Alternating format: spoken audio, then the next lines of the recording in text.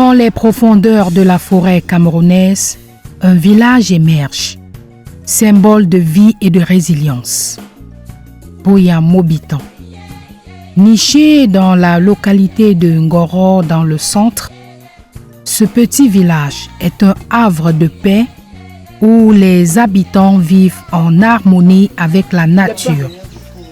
Ici, les champs s'étendent à perte de vue. Les récoltes sont abondantes et les hommes vivent en symbiose avec la nature. Venez découvrir l'histoire de ce village unique créé par Pierre-Paul Mobitan, où l'agriculture est une façon de vivre en accord avec la nature.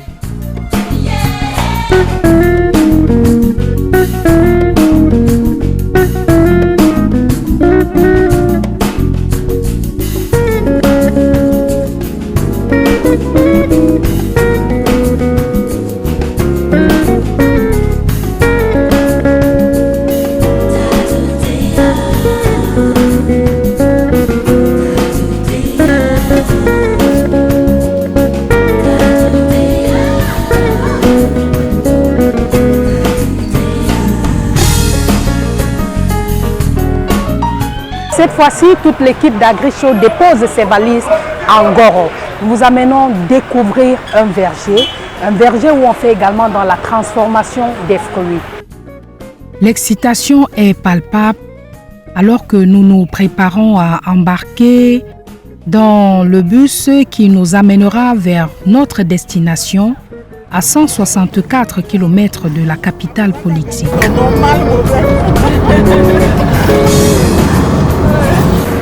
La route est longue, mais la perspective de découvrir la vie rurale dans ce petit village nous donne de l'énergie. Alors que nous roulons, le paysage défile sous nos yeux, offrant un spectacle varié de forêts, de champs et de villages. Après environ 2 heures de route, nous faisons une halte à un endroit stratégique, non loin du bac qui nous permettra de traverser le fleuve Mbam. Mais il nous reste encore 5 km à franchir avant de rejoindre le village de Boya Mobitan. Nous sommes en train de voir amorcer encore une autre étape pour nous rendre à Koro. Ici, nous sommes à Koro. Ça veut dire que tout à l'heure, nous prendrons la pirogue. Nous sommes enfin sur les berges du fleuve Mbam, au lieu dit Guérima. Ici, c'est le lien important entre le Mbamekim et le Mbam Inoubou, permettant le transit des hommes et des produits agricoles. Les riverains y pratiquent aussi la pêche artisanale et l'extraction de sable. Alors, vous avez juste derrière moi le fleuve Yerima. Nous allons le traverser pour nous rendre de l'autre côté de Goro. Goro, ce beau petit village où les gens vivent de l'activité agricole, qui vivent du bio.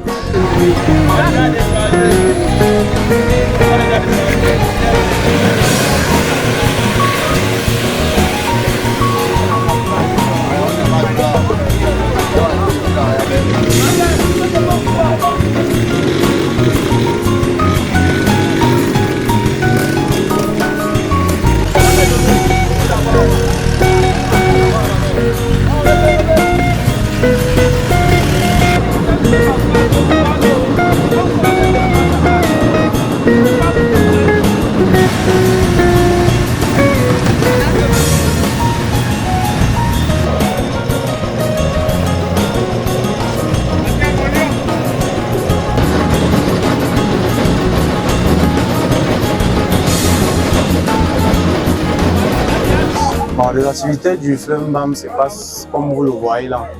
Donc il y a l'écrasation qui se fait au niveau du bac et d'autres qui se fait au niveau de la pirogue. Donc ça dépend de tout le monde. Tu peux arriver, tu es pressé, tu prends la pirogue. Comme tu n'es pas pressé, tu attends le bac. Donc tous les véhicules sont au niveau du bac et les piétons qui veulent la pirogue, c'est là, comme vous le voyez là.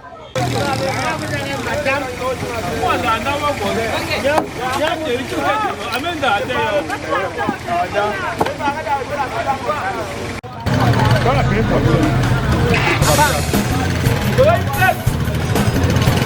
C'est pas déjà facile parce que le bar de la tour n'a pas la première. Ça devient très difficile.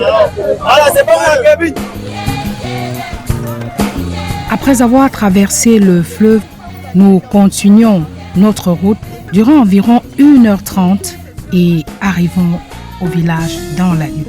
La communauté nous réserve un accueil chaleureux et nous passons la nuit sous leur toit. Boya Mobiton, un endroit où la nature est reine, les gens vivent en harmonie avec l'environnement.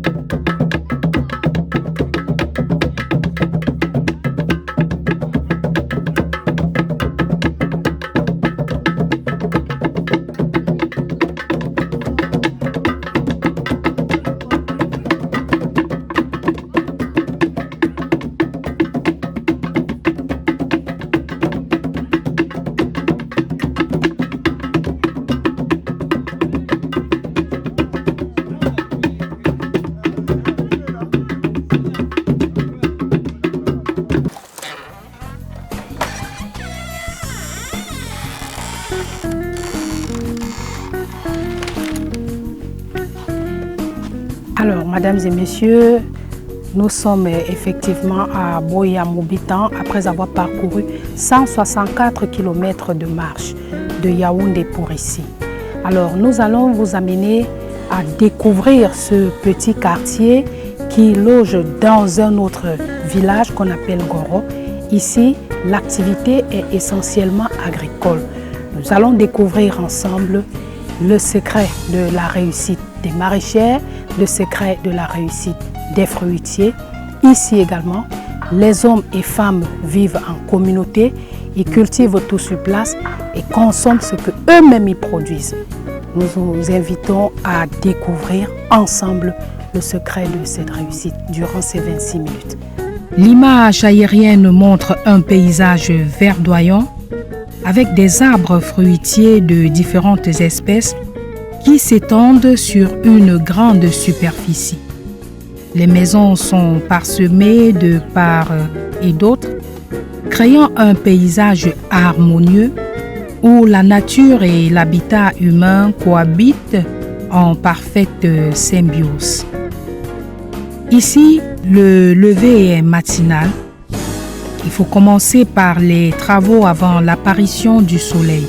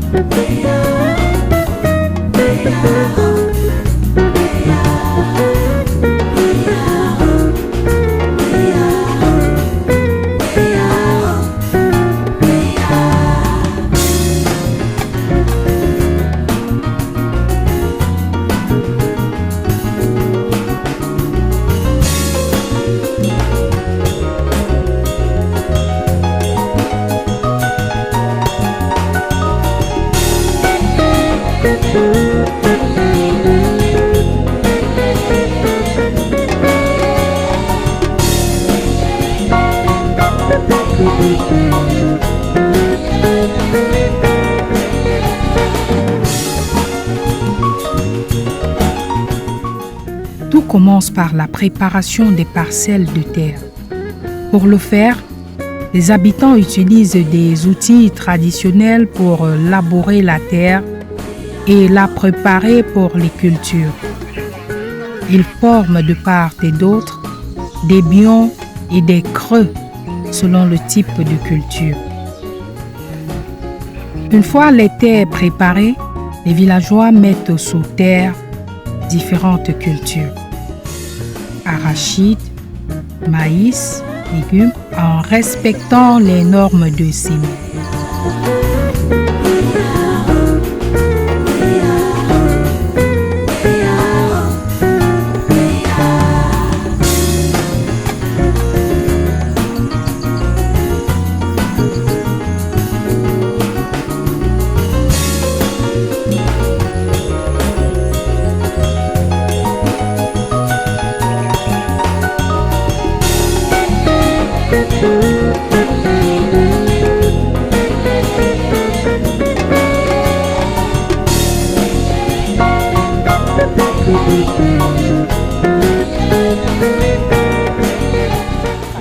Les cultures sont soigneusement entretenues et les villageois travaillent ensemble pour assurer une bonne récolte.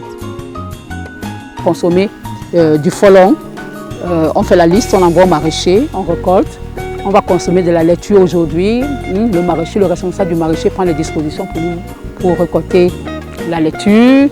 On dit qu'on va consommer le maïs, il récolte, il nous apporte les condiments, il fait livraison comme vous avez vu tout à l'heure. Donc voilà, tout sur place. Les jours passent et les cultures commencent à mûrir. Les récoltes des légumes se font ainsi que les fruits. Les enfants aussi aidant leurs parents à ramasser les produits. On l'a ramenée du Togo. Elle a une forme particulière. On l'avait ramenée du Togo. Donc il y a plusieurs types de tomates là. Celle-ci vient de l'Allemagne. C'est une Allemande qui nous a apporté cette semence. Une touriste allemande. Tomate jaune. Elle est très bonne. Ah, celle-ci. Oui, elle est bonne. Oui. Derrière le secret de cette belle récolte se cachent des techniques naturelles pratiquées dans ce village, afin d'avoir les produits naturels comme aux temps anciens. D'où l'appellation du village, c'est Africa, dont son promoteur est Pierre-Paul Moubitan. Je suis obligé d'aller puiser dans les profondeurs. On peut dire que tout cela vient de l'amour que nous avons, non seulement pour l'espace géographique qui est le nôtre. Je pense au Cameroun, je pense au Mbam, je pense à l'Afrique, je pense à l'humanité. Donc sur le plan géographique, il était très important de pouvoir repartir à l'origine, c'est-à-dire d'aller puiser dans les instants où la vie était encore naturelle. Il va de soi que lorsque l'homme est apparu sur la terre, les premiers endroits qu'il a habités, c'était des endroits naturels, où il vivait en harmonie avec les animaux, avec les plantes, avec les autres hommes, avec même l'environnement minéral. Et lorsqu'on se projette donc dans cette période-là, du coup, il nous vient le désir de reproduire cela à l'instant présent. Reproduire cela dans l'instant présent devait nécessiter nécessairement une dose d'amour pour les hommes, les animaux, les plantes et tout le reste. Et cela nous le devons à notre enfance, à partir de laquelle nous étions toujours très attentionnés en ce qui concernait la vie en général. Nous nous souvenons que pendant notre enfance, nous souffrions énormément lorsque même le simple animal, même la simple mouche était violentée. Il a mis sur pied une technique de travail appelée polyculture, consistant à planter sur un même biome plusieurs cultures. Nous avons observé que l'homme en général tente de se substituer à la nature. C'est-à-dire qu'il dit, bon voilà, telle plante, il ne faudra pas qu'elle soit à côté de l'autre, ainsi de suite. Or, nous faisons confiance en la nature. La nature elle-même réalise sa sélection. Quand une plante n'est pas bien à côté d'une autre, forcément c'est qu'il y a quelque chose, il y a une antinomie. S'il y a antinomie, ça veut dire qu'il y a une des plantes qui doit disparaître. Et si elle doit disparaître, la nature va se charger de cela. C'est pour ça que nous, ça ne nous pose pas de problème. Donc, en gros, on fait tout. Ce qui nous importe, c'est de faire en sorte que les plantes qui peuvent porter ou faire de l'ombrage, créer de l'ombrage pour d'autres plantes qui sont très fragiles, mais on les met ensemble. Si on se rend compte que, par exemple, une plante a besoin de beaucoup d'aération et donc n'a pas besoin de proximité, alors à ce moment-là, on la laisse seule, on évite de mettre d'autres plantes, mais c'est par observation. Nous observons, nous voyons le comportement des plantes et tout, et on en arrive à pouvoir dire, bon, celle-ci, elle peut vivre à côté de l'autre, ainsi de suite. C'est la nature qui nous enseigne. Nous, on évite d'être trop, si vous voulez, trop nous y mêler. C'est-à-dire qu'on coopère avec la nature, parce qu'on est des protecteurs de la nature. La technique de feuillage n'est pas en reste. Vous avez observé que on évite, on ne pratique pas la monoculture. On fait la polyculture. Il faut que les jeunes plantes vivent avec les plantes plus grandes, les plantes plus riches, les plantes avec un couvert végétal plus important. C'est cela qui permet cette harmonie, cette osmose, et chaque plante va jouer dans son rôle, dans cette symbiose, pour que nous puissions toujours avoir un endroit équilibré, riche, et pour pouvoir nous donner une production intéressante pour nous-mêmes. Donc, vous allez observer qu'il y a toujours des arbres qui doivent faire tomber des feuilles, ces feuilles qui vont se transformer en humus, pour que nous puissions toujours avoir le renouvellement de l'engrais, pour qu'on ne soit pas obligé d'aller prendre un engrais à l'extérieur. L'une des signatures de cet endroit, c'est qu'il n'y a aucun engrais chimique, aucun fongicide, aucun je sais pas moi, comment on appelle encore, tous ces cides-là. Nous, on n'utilise pas ça ici. C'est la nature elle-même qui se régénère à travers le processus de décomposition du végétal, pour que nous puissions avoir tous les éléments en engrais, que ce soit phosphate, que ce soit potassium, que ce soit azote, tout ce qui rentre dans la production de l'engrais est réalisé de manière naturelle, avec l'osmose entre les arbres, les plantes, les légumes et tout le reste. Grâce à ces différentes techniques, en permanence, des cultures sont prêtes à être consommées. Ici, nous sommes en plein dans le maraîcher. C'est un espace, comme vous le voyez très bien, qui est en toute saison totalement vert. Parce que c'est ici que nous cultivons toutes sortes de légumes, d'espèces et de variétés. Et nous ne devons pas du tout manquer de légumes, étant donné que nous sommes végétariens, dont nous ne mangeons ni le poisson, ni la viande et tout cela. Donc, ce que nous devons avoir en vrac, c'est les légumes. C'est pour cela que, quel que soit le moment de l'année, vous trouverez toujours le maximum de légumes possible pour que nous puissions avoir à nous substanter, étant donné le rôle très important que jouent les légumes dans la vie de l'homme, dans son alimentation et tout ça. Donc ça, c'est vraiment le maraîcher. Vous allez avoir toutes sortes, je ne sais pas, si vous devez découvrir tout ce qu'il y a ici, c'est au moins 50 espèces de légumes. Pour le menu du jour, les villageois sillonnent les bions et récoltent les plantes nécessaires. On appelle ça la morale potagère en français, mais ça c'est le folon. C'est comme ça qu'on appelle ça chez nous, on appelle le folon. Donc ceux qui le mangent tout le temps peuvent le reconnaître. Donc on va manger ça ce soir.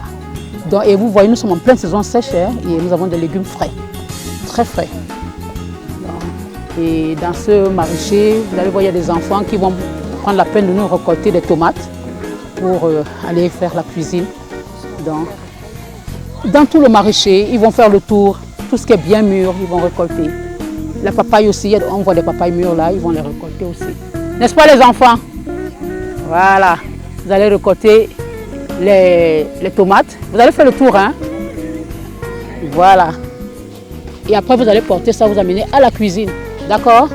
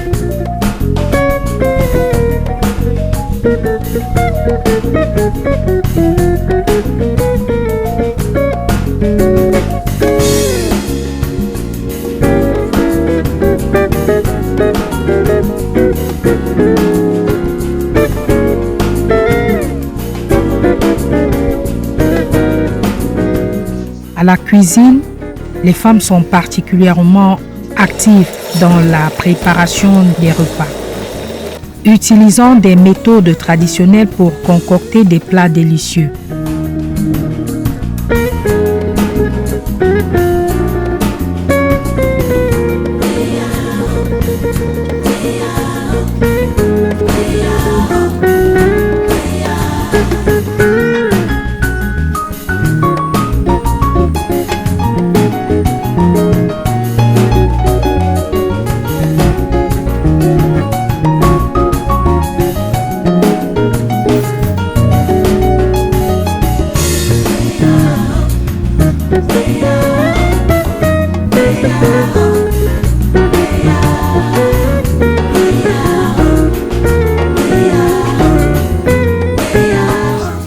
Une fois que le repas est prêt, les couverts sont ensuite disposés sur la table. Tout le monde s'est réuni pour manger ensemble, partageant les fruits de leur travail et renforçant les liens communautaires.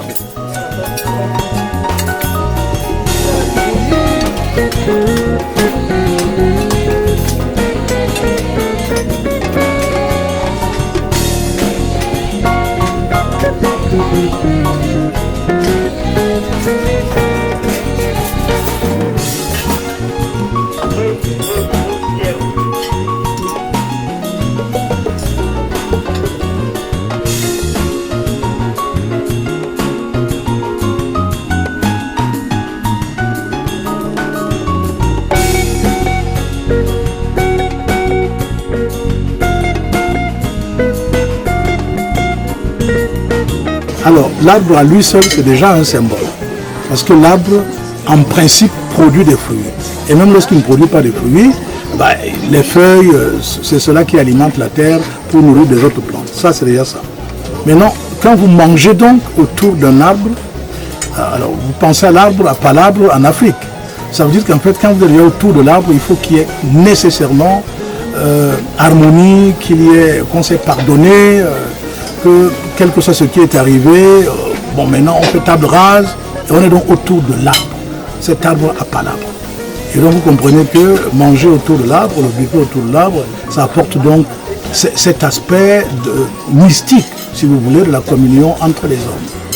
Les enfants mangent dans un endroit bien aménagé, sous la surveillance de leurs parents. Comme vous pouvez le constater, chaque enfant ici a une maman là dans les activités, donc principalement à la cuisine. Donc chaque matin, je suis la principale encadrice. Bon, en fait, je les encadre le matin pour permettre à leur maman de pouvoir vaquer plus facilement aux différentes activités, puisque quand ils sont avec les mamans en permanence, elles n'arrivent pas aisément à travailler, puisqu'il y a les pleurs, il y a les cacas qu'il faut gérer et tout. Or, après, au vu de tout cela, on a pensé créer un cadre comme ceci pour facilement les encadrer et permettre à leur maman de travailler un peu plus aisément. Et c'est donc la raison pour laquelle ils sont là. Et comme bon, je suis un peu plus jeune dans le village et je ne suis pas apte à faire les activités comme les autres, bon, j'ai pris cette charge-là, voilà, de les encadrer pendant que les mamans plus actives, voilà, se démêlent à la cuisine et partout. Et bon, le Pâques, c'est le matin, juste après la réunion du matin, là, au rassemblement collectif. Après qu'on se soit reparti les tâches, moi je les récupère à chacune des mamans, je les amène ici. Là, je prends soin d'elles, peut-être on peut dire de 9h à peut-être 18h du soir. Donc à midi comme ça, le matin, là c'est le petit déjeuner qu'ils sont en train de prendre. Après le petit déjeuner, directement je les mets au repos parce que c'est comme ça qu'on les éduque que juste après le repas, il faut qu'ils aillent faire caca pour qu'ils ne fassent pas caca intempestivement. Et puis juste après cela, on peut jouer, on danse, on chante. On peut sortir du parc, on se balade, on peut voir les poules, les chevaux, on peut faire la balançoire et tout ça. Après on revient à midi, on prend un bain, je les débabouille un peu pour les rafraîchir. Juste après cela, il y aura le repas de midi qui va toujours venir nous trouver ici parce que quand ils se rapprochent de la cuisine, ils dérangent les mamans avec les pleurs.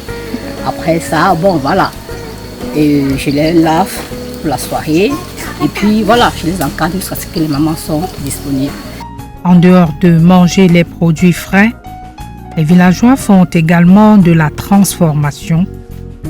Ils préparent des confitures, des huiles de citron et d'autres produits qui peuvent être consommés pour une utilisation future. Ça sort pour la consommation ou pour la vente pour certains touristes qui arrivent et qui souhaitent repartir avec les produits qui sont transformés ici sur place. D'accord. Là, vous avez la confiture de mangue. Donc, vous avez visité le village, vous constatez qu'il y a beaucoup de manguiers et lorsque c'est la période des mangues, nous produisons la confiture pour notre consommation et pour les touristes. Ici, c'est l'huile de sauce salade. Cette huile, c'est l'huile de palme, elle est rouge, elle est transformée pendant un certain temps et ensuite, vous pouvez la voir dans une bouteille comme ça, elle ne dort pas et ne fait pratiquement pas de dépôt. Et c'est elle que nous utilisons pour nos crudités comme huile de sauce salade. D'accord. Là, c'est l'huile contre les bestioles parce qu'il y a des moutmoutes qui gênent et pour ne pas toujours les chasser et tout, nous utilisons cette huile qui est une production, une fabrication du village et avec cette huile, lorsque vous vous oignez avec cela, les bestioles n'approchent pas. Pour la détente aussi, le soir, le village est illuminé par des panneaux solaires, créant une ambiance paisible et conviviale. Les villageois se réunissent pour se détendre et partager des moments de convivialité. Le village de Boya-Mobitan est un endroit où la vie est simple, où les gens vivent en harmonie avec la nature.